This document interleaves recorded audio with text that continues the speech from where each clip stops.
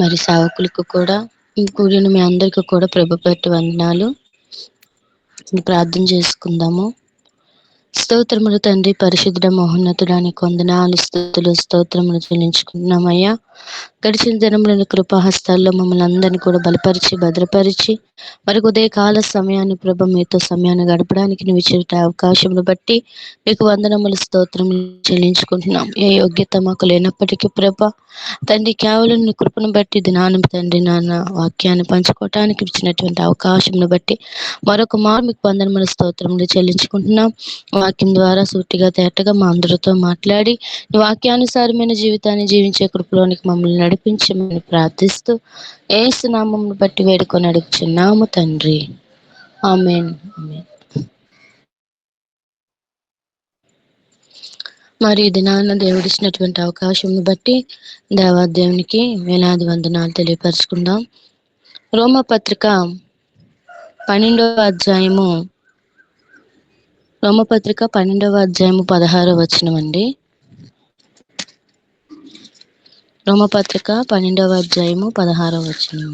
ఏడ్చువారితో ఏడువుడి, ఒకరితోనొకడు మనసు కలిసి ఇండుడి.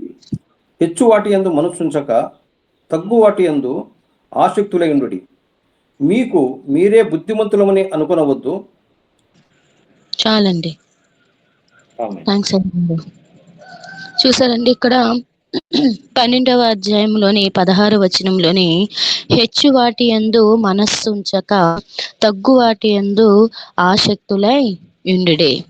అంటే ఇక్కడ దేని గురించి మాట్లాడుతున్నారంటే ప్రభువు హెచ్చింపేటటువంటి వాటివై. అంటే చాలా మంది చూడండి, ఎవరైనా హెచ్చింపబడుతూ ఉంటే, ఎవరైనా మరి ఉన్నతమైన స్థానంలో నిలబడుతూ ఉంటే, అది ఎందులోనైనప్పటికీ, అది వ్యాపార రంగమైన, ఉద్యోగమైన, దేని విషయంలోనైనా వారు ఎదుగుతున్నప్పుడు కొంతమంది ఏం చేస్తారంటే, వీళ్ళు ఇలాగా ఎదగడమా, వీళ్ళకింత వీళ్ళెంతగా ఎదిగిపోవడమా అని చెప్పి వారిపై చూస్తూ అసూయపడుతూ ఉంటూ ఉంటారు. కానీ ప్రభు చెప్తున్నారు, మీరు హెచ్చు వాటి యందు మనస్సు పెట్టకుండా దేన్ని వాటి యందు మనస్సు పెట్టాలండా, తగ్గించి వాటి యందు మనస్సు కలిగిన వారుగా ఉండాలి. అంటే మనలోని హెచ్చింపు స్వభావం అనేది మనలో ఉండకూడదు.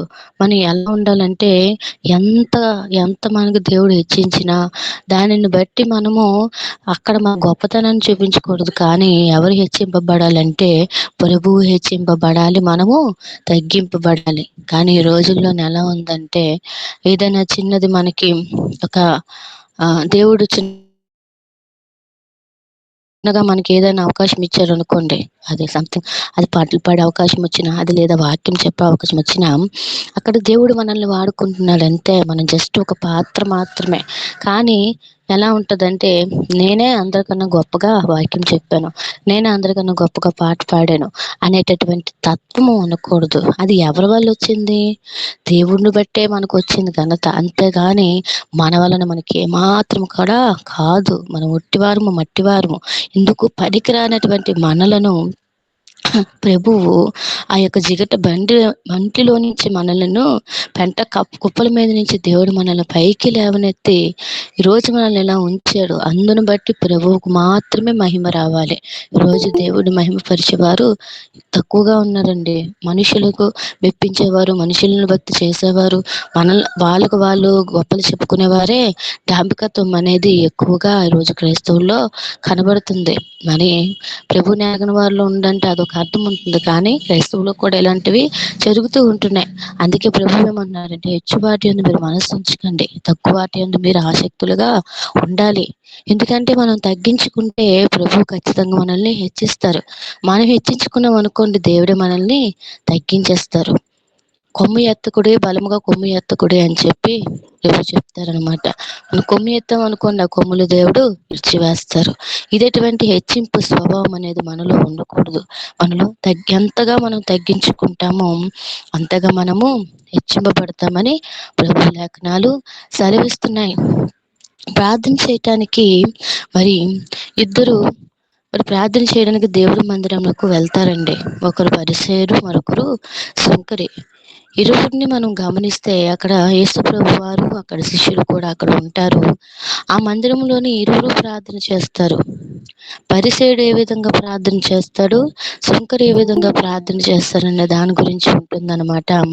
పరిసేయుడు ప్రార్థన చేస్తాడు, ఏమని ప్రార్థన చేస్తాడంటే, నేను చోరులను కాదు, అన్యాయస్తులను కాను, దొంగను కాదు, లోబిని కాను, నీ కొరకు నేను ఇన్ని ఇచ్చాను, ఇన్ని దశభాగాలు ఇచ్చాను, ఇన్ని కానుకలు సమర్పించాను, వారానికి 2 మార్లు ఉపవాసం చేశాను, నా దాంట్లో అంతట్లో ప్రథమ ఫలము నీకు ఇచ్చాను, ఇదిగో ఇదిగో ఇదిగో ఆ సుంకరిలాగా నేను ఉండనందుకు నీకు కృతజ్ఞతలని చెప్తున్నా.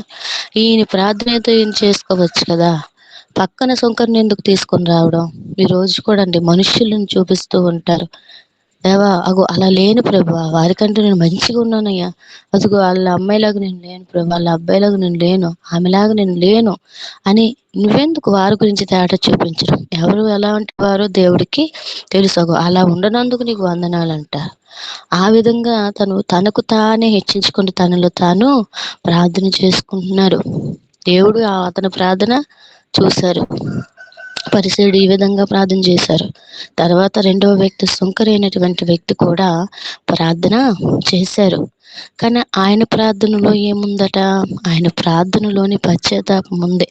ఆయన ప్రార్థనలోని ఇతరులను చూపించే తత్వం ఆయనలో లేదు, కానీ తనను తానే పరిశీలించుకునే తత్వం ఉంది.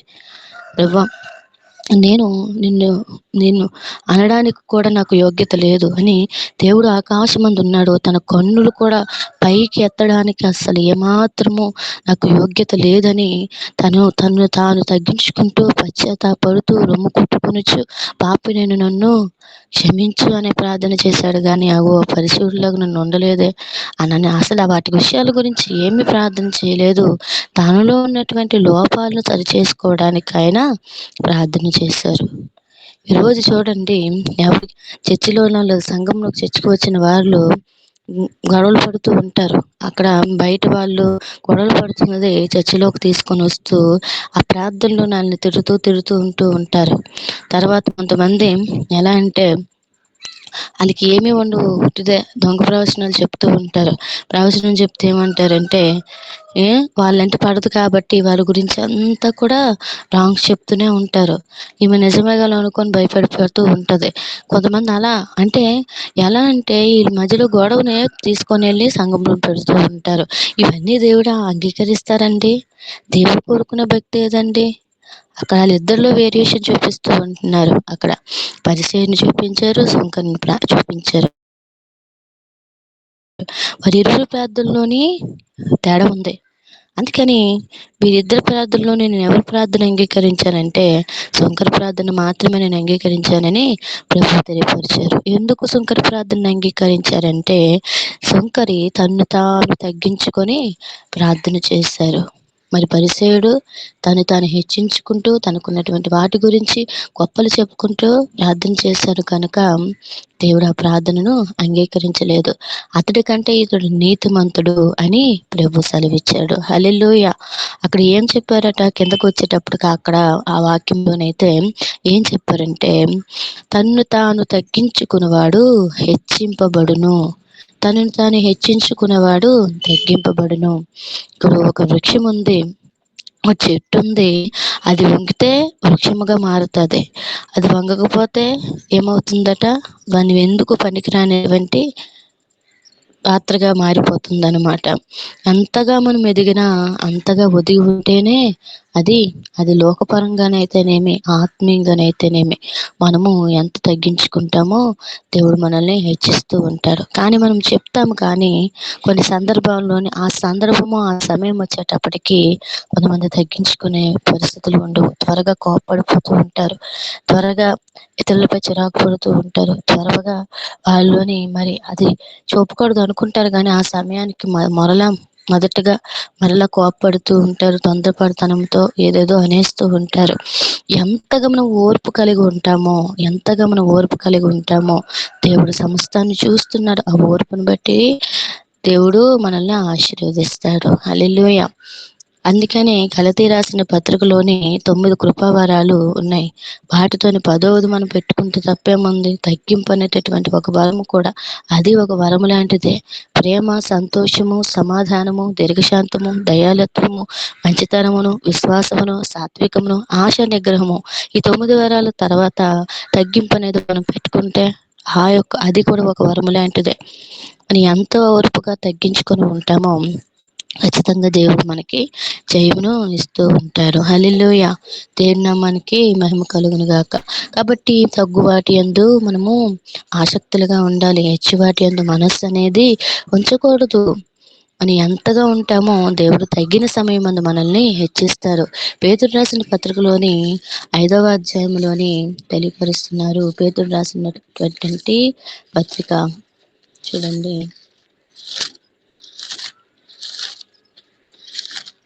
పేతురు రాసినటువంటి మొదటి పత్రిక 5వ అధ్యాయము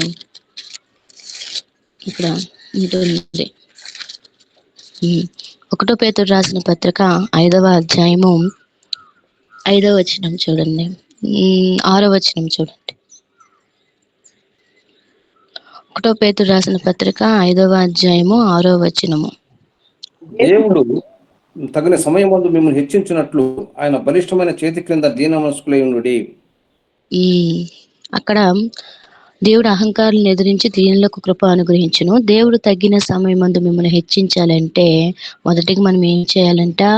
ఆయన బలిష్టమైనటువంటి చేతి క్రింద ఒదిగి ఉండాలి. అంటే దీన మనస్సు అనేటటువంటి ఆ యొక్క వరమును కలిగిన వారుగా ఉండాలి. దీన మనస్సు కలిగి ఉంటే ఖచ్చితంగా దేవుడు తగిన సమయమందు మనల్ని హెచ్చిస్తారు. మనకు మనం హెచ్చించుకుంటే అది అసలు ఏమాత్రం ప్రయోజనకరమైనది కాదు. దేవుడు తగిన సమయమందు మనల్ని హెచ్చించాలంటే మనం మొదటగా దీన మనస్సు కలిగిన వారిగా ఉండాలి. తగ్గించుకునే స్వభావం మనలో ఉంటే దేవుడు మన తగ్గింపుని బట్టి దేవుడు ఖచ్చితంగా ఒక సమయం అంటూ వస్తుంది. ఎవరైతే మనల్ని నిందించారో, అవమానపరిచారో, మనల్ని తక్కువ చూపు చూసారో, చిన్న చూపు చూసారో వారి ఎదుట నీ యొక్క తగ్గింపు స్వభావం చూసి వారి ఎదుట నిన్ను హెచ్చించేటట్లుగా దేవుడు చేయగలిగిన శక్తివంతుడు. హల్లెలూయా! కానీ దేవుడిపై మనం ఆనుకోవాలి. మనుషులను బట్టి మనము బాధపడకూడదు. మనుషులు ఇలా అంటున్నారని మనం కృంగిపోకూడదు. దేవుడు మనతో ఉన్నాడు. ఆయన జీవము కలిగిన దేవుడు అండి. మనం జీవాధిపతి అయిన దేవుడిని మనం ఆరాధిస్తున్నాం. మనం రాయిని కాదు, రప్పన కాదు, చెట్టును కాదు, పుట్టను కాదు, మాట్లాడే దేవుడిని మనం ఆరాధిస్తున్నాం. జీవము కలిగిన దేవుని మనం ఆరాధిస్తున్నాం. చూచుచున్న దేవుడిని మనం ఆరాధిస్తున్నాం. మన ప్రార్థనలను అంగీకరించేటటువంటి దేవుడిని మనం ఆరాధిస్తున్నాం కనుక ఏమాత్రము మనం బలహీనమైపోకూడదు. మనము ఎంత తగ్గించుకుంటామో ప్రభువా నువ్వు చూస్తున్నావు, సమస్తం నువ్వు చూస్తున్నావు, నీకు అప్పగించుకుంటున్నాను, నేనైతే వెళ్ళను అనే విధంగా మనం ఉండాలి. ఈరోజు కానీ చాలా మంది దేవుడికి అవకాశం ఇవ్వరు. దేవుడికి మనం చోటివ్వము. అంటే ఏమంటే అర్థం అంటే దేవుడు పగ తీర్చుకుంటున్న పని నువ్వు మౌనంగా ఉండంటే వాళ్ళు గొడవలాడితే వాళ్ళతో మనం కూడా గొడవలాడుతూ ఉంటాం. అటువంటి స్వభావం ఉంటే దేవుడు వారితో వ్యాజ్యం ఆడరు. వారితో మరి ఇంకా వారితో నువ్వు పోరాడుతున్నావు కాబట్టి దేవుడు సైలెంట్ అయిపోతాడు. అప్పుడు వాళ్ళకి జయం వస్తుంది, నీకే అపజయం వస్తుంది. నువ్వు మౌనంగా ఉన్నావు అనుకో నీ శత్రువు దగ్గర, అప్పుడు వారు ఎంత నిన్ను అంటున్నారు కదా, నువ్వు ఓర్పుతో సహనముతోని తగ్గించుకొని ప్రార్థన చెయ్యు. దేవుడు వారికి సరైన బుద్ధి అనేది ఇస్తారు. ఈ విధంగా చేయగలిగినటువంటి సమర్థుడు. ఈ విధంగా మనము ఘనత్వం కలిగిన వారుగా తగ్గించుకునే స్వభావమానులుంటే దేవుడు తగిన సమయమందు మనల్ని హెచ్చిస్తాడండి. హల్లెలూయా, స్తోత్రం. అదే విధముగా చూడండి, నిర్గమకాండములోని ఈ 32వ అధ్యాయంలోని ఒక్కసారి మనం గమనిస్తే అహరోను గురించి మనం తెలుసుకుందాం. అహరోను నిర్గమకాండం 32వ అధ్యాయంలోని మోషే గారు ఉపవాసం చేయటానికి దేవుని ఆజ్ఞలు అనేటటువంటి 10 ఆజ్ఞలను పట్టుకురావడం కోసము ఆయన కొండకు వెళ్ళి 40 రోజులు ఉపవాసం చేస్తూ అక్కడ ఉండిపోతారు. ఉండిపోయినప్పుడు అహరోనుని అక్కడ వాళ్ళకి కాపలాగా పెడతారు. నువ్వు చూసుకో ప్రజలను, నేను కొండకు వెళ్ళి వస్తాను, నేనును హోషవ వెళ్తాము, నువ్వు ఇక్కడ జాగ్రత్తగా ఉండని మరి మోషే చెప్పి వెళ్ళిపోతారు. అక్కడ ఉన్నటువంటి ప్రజలు ఎలా ఉన్నారంటే, ఈ అరణ్యంకు తీసుకొచ్చినటువంటి మోషే ఏమాయన మాకు తెలియలేదు, కాబట్టి నువ్వు మా ముందర ఒక దేవతను చేయుటకు నువ్వు మా కొరకు ఒక దేవతను చెయ్యని అహరోను తినేస్తారు వాళ్ళు. ఆ ఇశ్రాయేలు ప్రజలు చూడండి, దేవుడు అన్ని మేలు చేసినప్పటికీ అవన్నిటినీ మర్చిపోతారు. పైగా ఏమంటారట, ఈ మోషే ఏమయ్యాడో మాకు తెలియదు కనుక నువ్వేం చెయ్యు, నువ్వు ఒక దూడను మాకు మా కొరకు ముందర నడుచుటకు ఒక దేవతను తయారు చేయమంటే, అప్పుడు అహరోను భయపడిపోయి ఆ యొక్క ఇశ్రాయేలు ప్రజల మధ్యలో ఉన్నటువంటి వాళ్ళ చెవుల్లో ఉన్నవి, ముక్కులో ఉన్నవి, చేతిలో ఉన్నటువంటి వాటిని తీసుకొని పొగరుతో ఒక రూపమును ఏర్పరుస్తారు. అది ఒక దూడ. ఇప్పుడు అన్ని చోట్ల పూజిస్తున్నటువంటి నిందనమాట. అది ఈలే పెట్టారనమండి. ఈలే మన విగ్రహారాధన చేయటానికి అవకాశం ఇచ్చింది ఈ ప్రజలే అనమాట. మన ఇశ్రాయేలు ప్రజలే. వీళ్ళే ఇలా తయారయ్యారు. ఇప్పుడు అన్ని జనులు భయంకరంగా మన విగ్రహారాధనతో నశించిపోతున్నారు. ఆ బొమ్మను చేస్తారు, ఆ దేవతను చేస్తారు. అప్పుడు ఓయి ఇశ్రాయేలు, మనల్ని ఐగుప్తు నుంచి నడిపించిన యెహోవా దేవుడు ఈయనే అని పేరు పెట్టుకుంటారు. అప్పుడు దేవుడికి కోపం వస్తుంది. దేవుడికి కోపం వచ్చినప్పుడు మోషే నీ ప్రజలు చెడిపోయారు అని చెప్పినప్పుడు దీనికి కారణం ఎవరు అంటే అహరోన్ అంటారు. కానీ అహరోన్కి ఏమైనా అయ్యిందండి? అంత జరిగినప్పటికీ అహరోన్కి ఏమైనా శిక్ష ఏమైనా వచ్చిందా అండి? రాలేదు. తర్వాత చూడండి, సంఖ్యాకాండంలో కూడా మోషే కూషు దేశపు స్త్రీని పెళ్లి చేసుకున్నాడు. పెళ్లి చేసుకున్నప్పుడు కూడా అక్కడ ఏంటి, నువ్వు కూషు దేశపు స్త్రీని పెళ్లి చేసుకున్నావని అహరోను వారి అక్క అయినటువంటి మిరియాము మోషే మీద సనుక్కున్నాడు. సనుక్కొని యెహోవా నీ చేతైనా పలికించాడు, మా చేతకు పలికించలేదా అని మోషేను అంటున్నప్పుడు దేవుడికి కోపం వచ్చి ఒక మాట అంటాడు. ఏమంటే, మోషే నా ఇల్లంతట్లో నమ్మకమైన వాడు, మిక్కిలి సాత్వికుడు, అతని నేను ముఖాముఖిగా నన్ను చూశాను, నేను అతన్ని చూశాననే విధంగా చెప్పుతూ మీరు ఇలా చేసినందుకు ఏం చేస్తాడట, అక్కడ మిరియాం కుష్ఠరోగం అయింది కానీ అహరోనికి ఏమాత్రం కూడా అవ్వలేదు. ఎందుకు? మోషే ప్రసన్నకు ఒక అసలు ఇశ్రాయేలు అసలు విగ్రహారాధన చేయడానికి కారణమైనటువంటి అహరోను అంత చేసినప్పటికీ దేవుడు ఏం అనలేదేంటి? అలాగే ఇక్కడ కూడాను మోషేని అన్నప్పుడు దేవుడు కోపడ్డాడు కానీ మిరియాముకు శిక్షించాడు కానీ అహరోన్ ఏమనలేదు. ఎందుకంటే అహరోన్లో తగ్గింపు స్వభావాన్ని దేవుడు చూశారు. అంటే ఏంటంటే, మోషేకి చూడండి, మోషే తమ్ముడు అహరోను అన్నయ్య, వీరిరువురు. ఈరోజు చూడండి, తమ్ముడేమో అన్నయ్య నువ్వు నా కాలు పట్టు అంటే పడతాడా? ఏవరా నువ్వు చిన్నోడివి నా కాలు పట్టమంటే వేట్రా నువ్వు అని చెప్పి వాడిని ఒకటి కొడుతూ ఉంటారు. నువ్వు నాకు చెప్పడమేట్రా, ఈరోజు చిన్నోడు పెద్దోళ్ళతో నేట్రా అలా మాట్లాడుతున్నావు అని చెప్పి అనుకుంటూ ఉంటారు. కానీ అక్కడ మోషే అసలు అహరోనికి దేవుడుగా ఉన్నారు. దేవుడు నియమించినప్పుడు ఒక మాట కూడా దేవుడిని అడగలేదు. ఒక మాట కూడా, ఒరే ఏట్రా నిన్ను నియమించడం ఏట్రా అని నేనున్నాను కదా, దేవుడు నన్ను ఏర్పరచుకోవాలి కదా అని ఏమాత్రం అనలేదు. అతని యొక్క తగ్గింపు స్వభావాన్ని దేవుడు చూశారు. మోషే పరిచర్య చేస్తున్నప్పుడు అతనికి పరిచర్య చేసేవారుగా ఉన్నాడు. అతను రాగానే అతను కాలు పట్టేటటువంటి స్వభావము. నా తమ్ముడు నేను అన్నీనైనప్పటికీ దేవుడు తనను ఏర్పరచుకున్నారని అట్టి విధంగా తను తగ్గించుకునే స్వభావము కలిగిన వారిగా ఉన్నారు. ఒక్క మాట కూడా మోషేని ఏమాత్రం కూడా అనలేదు. ఎక్కడ కూడా మిరియాముకే కుష్ఠరోగం జరిగినప్పుడు అయ్యో మేము ఇంత పాతకం చేశాం, మమ్మల్ని క్షమించని ఆయన ఎంతగానో తగ్గించుకొని ప్రార్థన చేశారు. మిరియాముకే తగిలింది కానీ అహరోనికి ఏమాత్రం అవ్వలే. అక్కడ అంత చేసినప్పటికీ దేవుడు ఎందుకు విడిచిపెట్టారంటే తనలో కొంత తగ్గింపు స్వభావము, విధేయత కలిగిన స్వభావాన్ని బట్టి. ఇప్పుడు ఆయన శిక్షించడం అది పక్కన పెట్టండి, కానీ ఈ అహరోనులో ఉన్నటువంటి క్వాలిఫికేషన్ ఏంటంటే తగ్గింపు స్వభావము. ఆ తగ్గించుకునే స్వభావాన్ని బట్టే దేవుడు తనని కనికరించారు. దేవుని నామానికి మహిమ కలుగును గాక. అదే విధముగా అక్కడ అందరూ కూడా యాజకత్వం చేయటానికి అందరూ కూడా ఆ మందిరములోని అటువంటి అహరోను చిగురించిన కర్ర ఉంటుంది కదండి, అందులో బాదాం పుష్పము అన్నీ అందరూ పెట్టారు. అందరూ పెడుతున్నప్పుడు ఎవరు చిగిరించిందంట? అహరోను కాలనే దేవుడు చిగిరింపజేశారు. యాజకత్వానికి అధికారం ఎవరికిచ్చారట? అహరోనుకి అవకాశం ఇచ్చారు. ఆయన ఎన్ని చేసినప్పటికీ అంటే అతనిలో ఉన్నటువంటి తగ్గింపు స్వభావాన్ని బట్టి దేవుడు తనని యాజకులుగా హెచ్చించారనమాట. మనము ఏదున్నా ఏది లేకపోయినా మొదటిగా మనం ఏం కలిగి ఉండాలంటే ఒదిగి ఉండడం, తగ్గించుకునే తత్వం మనలో ఉంటే దేవుడు మనల్ని హెచ్చిస్తాడు. అక్కడ చూడండి అసలు మరి ఇంకా అహరోను గురించి కానీ అతనికి శిక్ష పడినట్లు కానీ ఇలా జరిగినట్లు కానీ ఏమీ లేదు. యాజకుల్లో మోషే అహరోనులు ఉన్నారు కీర్తన గ్రంథంలోనే. అంటే యాజకత్వానికి దేవుడు అర్హులుగా చేసింది ఎవరినట? అహరోనును. అంటే తనలో ఉన్నటువంటి తగ్గింపు స్వభావాన్ని దేవుడు చూశారు. మోషేలో కూడా చాలా తగ్గింపు ఉందండి. ఆ ప్రజలు ఎన్ని చేసినప్పటికీ ఏమన్నారంటే మోషే, ప్రభువా ఈ ప్రజల పాపంను నువ్వు పరిహరించదువా, లేదంటే ఈ గ్రంథంలో నా పేరు కొట్టివేయము. అంటే ఎవరు పాపం చేశారో వాళ్ళే నేను చేస్తానంటే, ప్రభువా నన్ను ముందు అందులో నుంచి తీసే, వీళ్ళని క్షమించు. మోషే అన్నిసార్లు అడ్డుకున్నాడు కనుకే అలా దేవుడు క్షమిస్తూనే వచ్చారు. ఆయనలో కూడా ఎంతో తగ్గింపు స్వభావము. దేవుడు అంటున్నారు మోషే మిక్కిలి సాత్వికుడు, దానిలో సాత్వికము కలిగిన వారుగా ఉన్నారు. గొప్ప తత్వం అనేది లేదనమాట. ఇందుని బట్టి దేవుడు వాళ్ళని దీవించారు, ఆశీర్వదించారు. ఇంకను అనేక మంది భక్తిలో మరి బైబిల్ గ్రంథంలో అనేకులు తగ్గించిపోయేటటువంటి స్వభావం కలిగిన వారినే దేవుడు హెచ్చించారు. అహంకారులను ఎదిరించి దేవుడు ఎవరికట దీనులకు కృప ఇస్తారు. అహంకారులను ఎవరైనా దేవుడు హెచ్చించారండి? అక్కడ లేదు.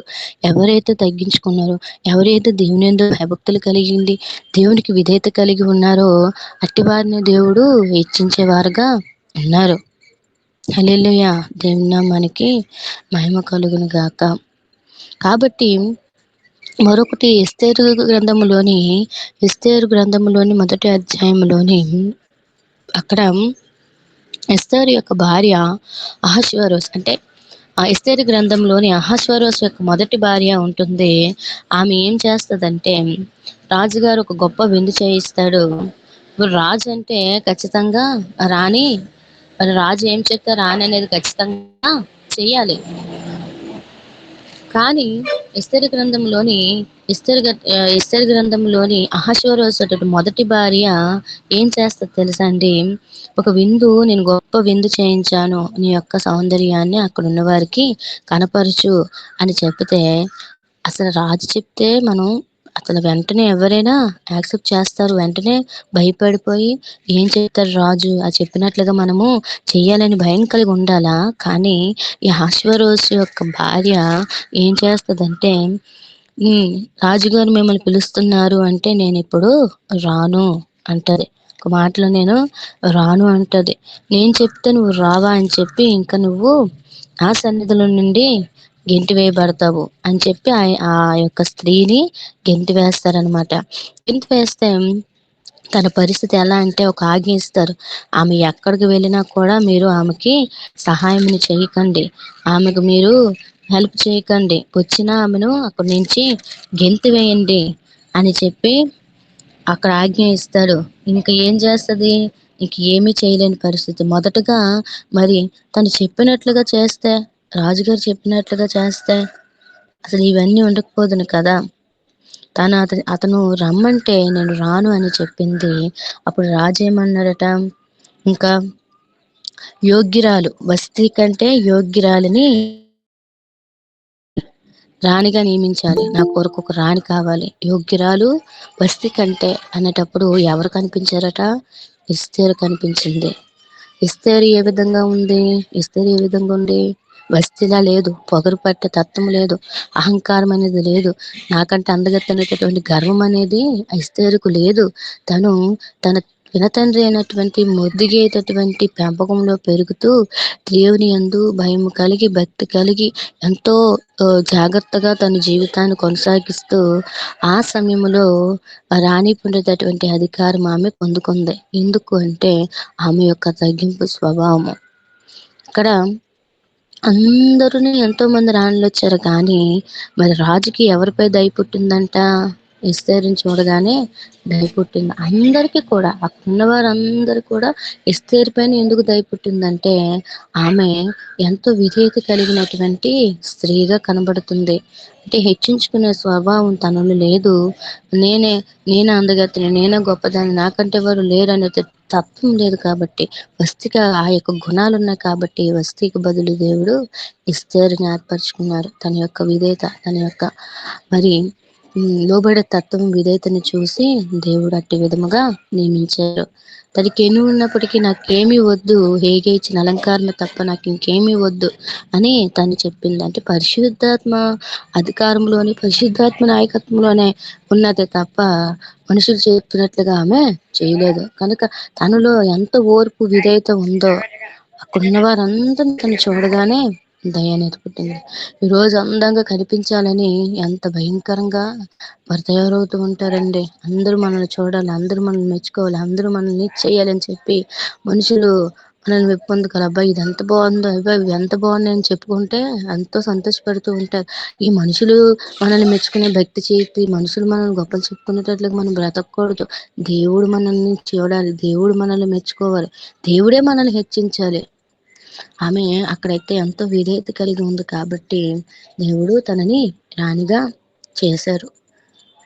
రూతు కూడాను మోయాబు దేశం నుంచి వచ్చిన స్త్రీ, ఒక అన్య జాతి స్త్రీ అయినప్పటికీ నీ దేవుడే నా దేవుడు, నీ జనమే నా జనము అని చెప్పి తను ఎంతో లోబడి తన అత్త చెప్పినట్లుగా మరి తను విధేయత కలిగి ఉంది. నువ్వు నాకు చెప్పడం ఏంటి అని. ఈ రోజులో అయితే ఆ మరి భార్యాభర్తల మధ్యనైతేనేమి, మరి అత్త కోడల మధ్యనైతేనేమి, భర్త ఏమైనా ఒక మాట అంటే భార్య పడలేని పరిస్థితి, అత్త ఒక మాట అంటే కోడలు పడలేని పరిస్థితి. ఇలాంటివి లోబడే తత్వం అనేది ఇప్పుడు కాలంలోని చాలా కరువైపోయింది. ఓర్పు అనేది చాలా కరువైపోయింది. ఓర్పు, ఓదార్పు అంటే ఓర్పు అనేది ప్రజల్లో నుండి కనిపించటం లేదు. కానీ దేవుడు చూసేటటువంటి క్వాలిఫికేషన్ ఏంటంటే నీలో ఎంత ఓర్పు ఉంది, నువ్వు ఎంత విధేయత కలిగి ఉన్నావు, నువ్వు నా సన్నిధిలో ఎలా ఉన్నావు, తగ్గించుకుంటున్నావా, నీ కుటుంబంలో నువ్వు ఎలా ఉన్నావు. కొంతమంది చర్చిలోని ఎంతో విధేయత కలిగిన వారుగా ఉంటారు. అబ్బాయి ఎంత బాగా ప్రార్థన చేస్తుందో, ఎంత ప్రార్థన పరుగా ఉందో ఈ అమ్మాయి అని ఈవిని చూడగానే పాస్టర్ గారికి అనిపిస్తుంది. కానీ బయట చూస్తే ఎలా ఉంటుందట, భర్తతోని ఇంకా మరి భయంకరంగా ఉంటూ ఉంటారు. ఇటువంటి పరిస్థితులు అంటే చర్చిలో ఒకలాగా, బయటను ఒకలాగా, సమాజంలో ఒకలాగా ఉండకూడదండి. దేవుడు సమస్తమును చూస్తున్నారు. నీ విధేయతను బట్టే, నీ యొక్క ఈ యొక్క తగ్గింపు స్వభావం బట్టి దేవుడు మనల్ని ఆశీర్వదించేటటువంటి వారుగా ఉన్నారు. అది మన చేతుల్లోనే ఉంది కదండి.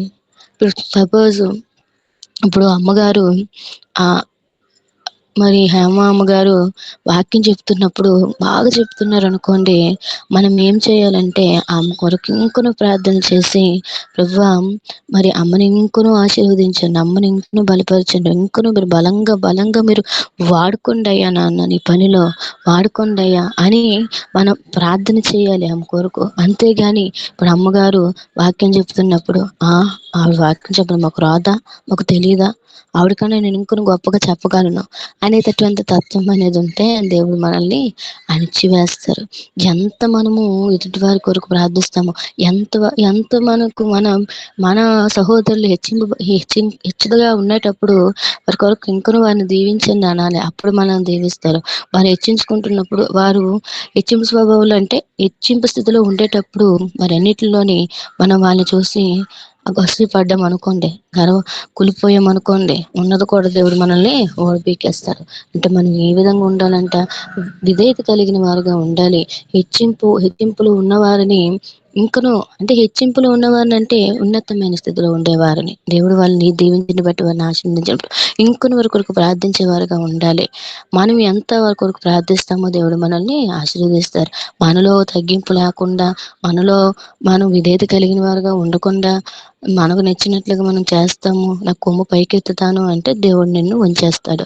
కాబట్టి ఆ తత్వం అనేది ఉండకుండా మనము విధేయత కలిగిన బిడ్డలుగా జీవించాలి.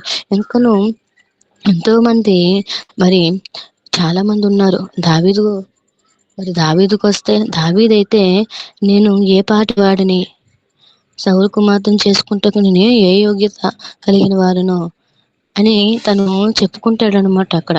తన యొక్క తగ్గింపు స్వభావాన్ని బట్టి దేవుడు అతన్ని రాజుగా చేస్తాడు.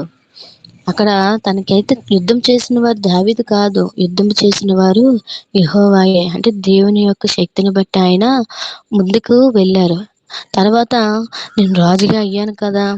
ఇది నా వల్ల నేనే నా గొప్పతనాన్ని బట్టి నేను రాజుగా అయ్యాను. నాకంటే ఇంకా ఎక్కువైన వారు ఎవరూ లేరు. నేనేదైనా చేయగలను తత్వం అనేది దావీదులో లేదు. తను ముమ్మారు దేవునికి ప్రార్థించాడు. 7 మారులా స్తుతించారు. కీర్తన గ్రంథంలో అయితే ఆయన ఎన్నిసార్లు స్తుతించారు, ఎన్ని మార్లు ప్రార్థించారు అనేది కూడా ఉన్నది. మనకైతే చిన్నదిగానే అవకాశం వస్తే దేవుడిని దూరం పెడుతూ ఉంటామండి. ప్రభువా ఈరోజు సమయం లేదు, నేను రాలేనయ్యా, నీ సన్నిధికి రాలేనయ్యా. లేదా ఇక ఈ రూము అవకాశం వచ్చినప్పుడు ఈ గూగుల్ మీట్‌లో నాకు టైం లేదు ప్రభువా, నేను రాలేను ప్రభువా అని చెప్పి దేవుడికి మనం సంజేసి చెప్తూ ఉంటాము. దేవుడిచ్చినటువంటి సమయాన్ని కూడా దేవుడికి మనము ఇవ్వలేని పరిస్థితి. దేవుడు మనకొక ఏమీ లేని పరిస్థితుల్లో నీ పేదరిక స్థితిని దేవుడు నిన్ను చూస్తున్నాడు. అయ్యో! నా కుమార్తె ఇలాగుందే, ఎంతో నా సన్నిధిలోని ప్రార్థిస్తుందే, వాటి గురించి ఎంతో విధేయత కలిగి దేవుడు నన్ను నా సన్నిధికి విడిచిపెట్టకుండా వస్తుంది, ఆత్మీయంగా ఎదుగుతుంది. నేను ఇంకను మరి ఎన్నో విషయాల్లో నా బిడ్డ తగ్గించుకుంటుంది, నాకు మొరపెడుతుంది. అయ్యో! ఈ స్థితిని నేను మార్చాలని ప్రభువు స్థితిని మార్చినప్పుడు ఏమవుతుందట, మార్చిన తర్వాత ఆళ్ళు ఎలా ప్రవర్తిస్తారట, మరి నేను నా సన్నిధికి రాలేను, మరి ఇక్కడికి రాలేను, నాకు టైము అయిపోతుందని దేవుడికి కూడా ఇవ్వలేని పరిస్థితి. వాళ్ళకొక స్థితి వచ్చింది కదా! ఇప్పుడు దేవుడిని విడిచిపెట్టేటట్టు ఎంత నీకున్నప్పటికీ, ఎన్ని నీకున్నటువంటివి దేవునికి ఇవ్వాల్సిన సమయం ఇవ్వాలి. అలాగే దేవుని సన్నిధిలో ఎలా ఉండాలంటే విధేయత కలిగిన వారు. ఇవన్నీ నాకొచ్చిన నా జ్ఞానమును బట్టి, నా బలమును బట్టి రాలేదు. ఇది కేవలం దేవుడు మాత్రమే నాకిచ్చారని తగ్గించుకునే స్వభావం మనలో ఉంటే దేవుడు ఇంకను ఇంకను ఆశీర్వదిస్తాడు. తిను ఎట్టి స్థితిలో ఉన్నప్పటికీ, అంటే ఇంకా నేను హెచ్చించినప్పటికీ ఈ కుమార్తె ఇది నేనిచ్చానని తను విధేయతగా మరి లోబడింది కాబట్టి ఇంకను తనని ఆశీర్వదిస్తానని దేవుడు చూస్తాడు. కొంతమంది చూడండి మనుషులు, ఇది నా బలమును బట్టే, ఇది నా బలమును బట్టే, నా యొక్క శక్తిని బట్టే దేవుడు అసలు నాకు కష్టపడే తత్వం ఉంది కాబట్టి నాకు ఈ డబ్బులొచ్చాయి అంటూ చాలామంది మాట్లాడుతూ ఉంటారండి. అది నాకు నచ్చదు. ఎందుకంటే వారి బలమును బట్టట, వారి శక్తిని బట్టట, వారు కష్టపడిన దాన్ని బట్టే డబ్బులొచ్చాయంట. ఎవడైనా ఇచ్చేది ఊరికే వచ్చేస్తదేటి అని అంటూ మాట్లాడతారండి వ్యతిరేకంగా. అసలు నీకు గాని ఆ శక్తి, ఆ బలము దేవుడు ఇవ్వకపోతే నువ్వు పని చేయగలవా? నేను అంటున్నాను. అది ఆ శక్తి, ఆ బలము దేవుడు నీకు ఇవ్వకపోతే అనారోగ్య పరిస్థితుల్లో నువ్వుంటే ఎలా చేయగలవు? ఆ శక్తిని, బలమును ఇచ్చేటటువంటి దేవుని మహిమపరచాలి. ఆ శక్తిని, బలమును ఇచ్చేటటువంటి దేవుణ్ణి మనము హెచ్చించాలి. దేవుని నామానికి మహిమ కలుగును గాక. కదండీ! ఆ విధంగా ఉండాలి. కొంత వితండవాదులు అలాగే మాట్లాడుతూ ఉంటారు. వాళ్ళకి అర్థం కాదు. తర్వాత ఆళ్ళంతా అయిపోయిన తర్వాత అప్పుడు బాధపడతారు. అయ్యో! నాదేంటి ఇలా ఊడిపోయింది, నాదేంటి ఇలాగైపోయిన పరిస్థితి ఏంటి, అప్పుడు అర్థం చేసుకుంటారు. ముందే దేవుడికి విధేయత కలిగి ఉంటే, లోబడే తత్వం ఉంటే దేవుడు మనల్ని హెచ్చించరా? మనకి ఎన్ని ఇచ్చినానంటే అది కేవలము దేవునిని బట్టే. దేవుడు అక్కడ మహిమపరచబడాలి. మనము తగ్గించుకోవాలి. ఈ స్వభావము చాలా మందిలో లేదు కనుకే వారు అలాగే ఇంకనూ అణిగిపోయే స్థితిలో ఉన్నారు. కాబట్టి ఈ దేవుడు మాట్లాడుతుంది ఏంటంటే, మనకి ఎంత ఉన్నప్పటికీ మనం హెచ్చు వాటి యందు మనసు పెట్టకూడదు. దేవుడు తగిన సమయంలో మనల్ని హెచ్చిస్తారు కనుక ఆయన ఎదుట మనం దీనత్వం కలిగిన వారుగా, దీన మనస్సు కలిగిన వారుగా, తగ్గించుకునే స్వభావం కలిగి ఉంటే దేవుడు మనల్ని హెచ్చిస్తారు. వారిచ్చినటువంటి అవకాశాన్ని బట్టి దేవాది దేవునికి వేలాది వందనాలు. ఇదొక చిన్న పాట, సండే స్కూల్ పాట. ఇది నిమిత్తమే सुनो सुनो सुंकरी प्रार्थना, देखो देखो दीन प्रार्थना, सुनो सुनो सुंकरी प्रार्थना, देखो देखो दीन प्रार्थना, తగ్గించుకున్న ఈ ప్రార్థన దేవునికి ఇష్టమైన ప్రార్థన, తగ్గించుకున్న ఈ ప్రార్థన దేవునికి ఇష్టమైన ప్రార్థన, సును సును సుంకరి ప్రార్థన, देखो देखो దీన ప్రార్థన, కన్నులెత్తి ఆకాశంబు వైపు చూడ ధైర్యము చాలలేదు. కన్నులెత్తి ఆకాశంబు వైపు చూడ ధైర్యము చాలలేదు. పాపినైన నన్ను కనికరించమనుచు సొంకరి ప్రార్థించెను. పాపినైన నన్ను కనికరించమనుచు సొంకరి ప్రార్థించెను. తగ్గించుకున్న ఈ ప్రార్థన దేవునికి ఇష్టమైన ప్రార్థన. తగ్గించుకున్న ఈ ప్రార్థన దేవునికి ఇష్టమైన ప్రార్థన. హల్లెలూయా. మనం ఇచ్చిన దేవాదేవునికి వందనాలు. ప్రత్యేకంగా అందరికి కూడా ప్రభు పెట్టి వందనాలు.